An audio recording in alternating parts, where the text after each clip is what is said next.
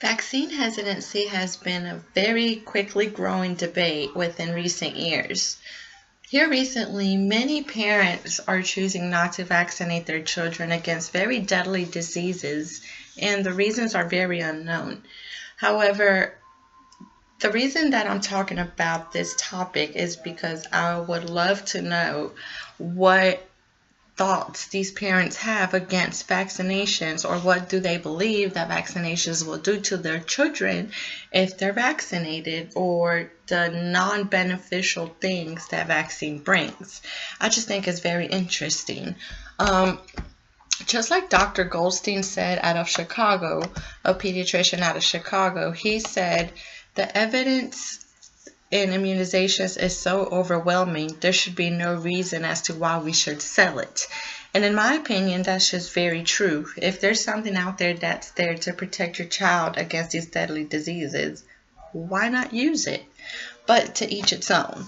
The first discovery of vaccinations was back when 1796, when Edward Jenner made the discovery of the smallpox vaccine. He found it difficult at first. It was difficult to find a volunteer in order to prove his theory, but he ended up finding an 8-year-old boy who he first injected the cowpox lesions. He injected it into the child, and about 3 days later he developed typical symptoms: a mild fever, head colds, chills, etc. And that was it. No deadly symptoms, no deadly conclusion, results, any of that. About 3 months later, he was then injected with the smallpox lesions, which was the goal. He was trying to cure smallpox since it was such a big debate, or such a big topic back then. After he injected the smallpox, he didn't develop anything, so it totally worked, and that's how the discovery of vaccines came along, which nowadays we have many vaccines to cure lots of things, such as the flu, tetanus, measles, whatever it is. But now, since our measles outbreak back in 2015, the topic has risen even more, because why did it happen? 45% of those people were not vaccinated. So is that the reason the outbreak occurred? Did it come from another country? The sources never knew or never figured it out, but it always leaned more towards that 45% of people that were not vaccinated. There are many benefits towards vaccinations, and